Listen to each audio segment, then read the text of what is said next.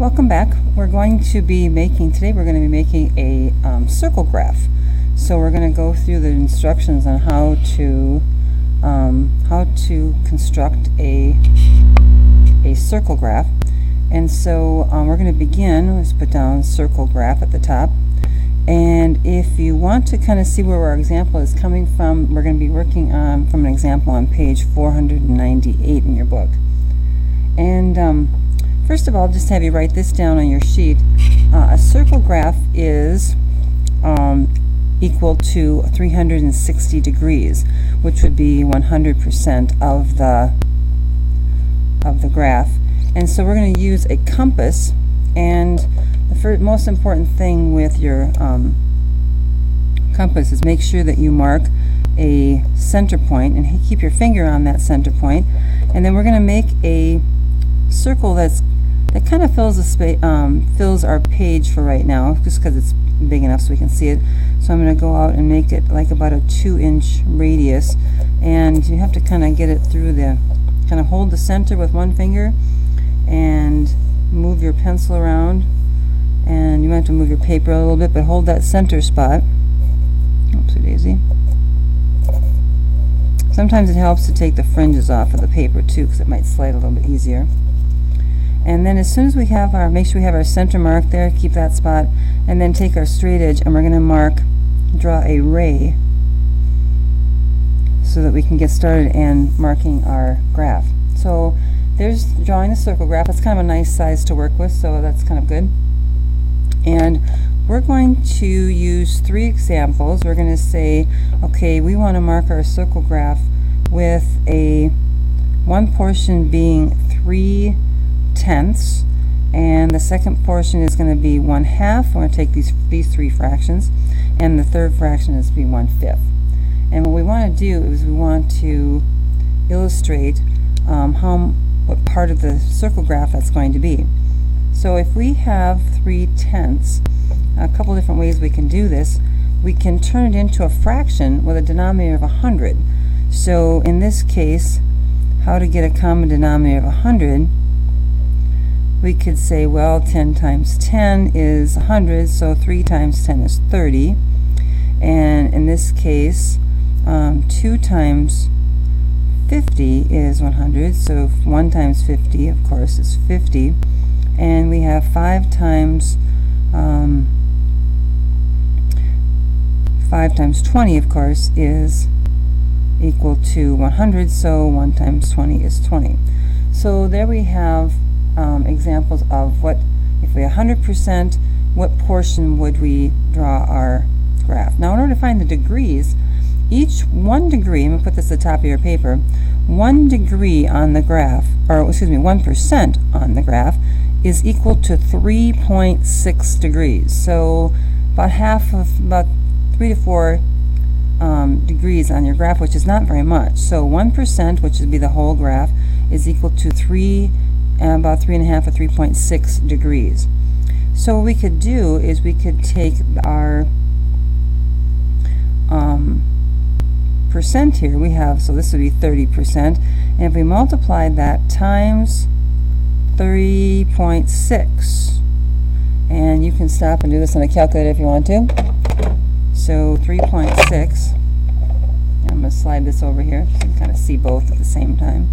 So if we have 30 and we multiply times 3.6, we're going to get, that's going to be equal to 108 degrees. All right, and then if we have 50%, this 50/100 is equal to 50%.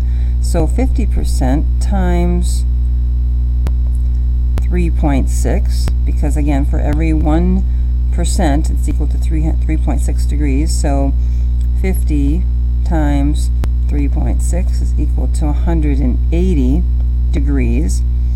And then, of course, 20%, slide that over so you can see it, times 3.6 is equal to 72 degrees. And that just means that the pieces of our circle graph are going to be this size. So this is going to be an obtuse angle, that's a straight angle, and this one here is an acute angle.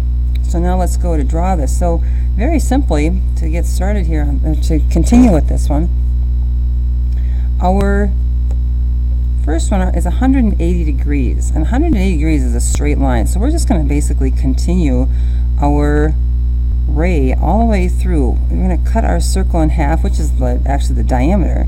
So, and we know that this is going to be, this is 50%, and it's equal to 80 degrees. So this is 50% of our circle, and then we want to make another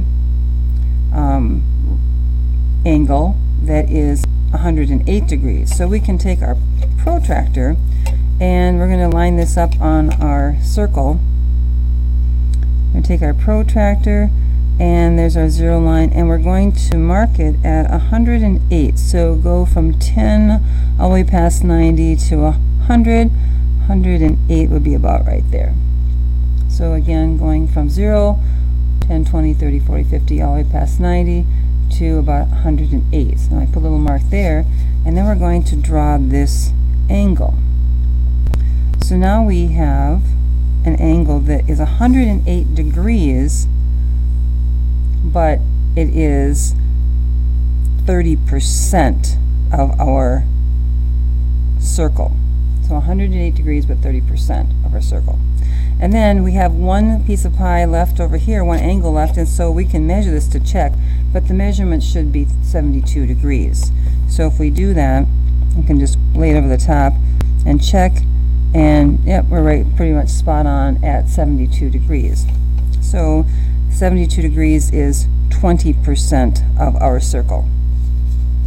Now you're going to be using these this example to make a circle graph of your own. You're actually going to be doing a survey, and the survey, I'm going to have you write this down. So just in kind of checking, to make a circle graph, we're just going to put the directions down for you. So to do a circle graph, here's some basic steps. Make sure you use a protractor and a compass. A compass is used to draw the circle, and the protractor is used, of course, to draw the angles. Make sure that you mark the center right away so that that doesn't move. Just mark the center. That's very important. And then you're going to, of course, draw a radius. These are kind of the steps in order too. And always use a straight edge to do your circle graphs. And then you are going to measure your angles, whatever they happen to be. And then you are going to label the percentage.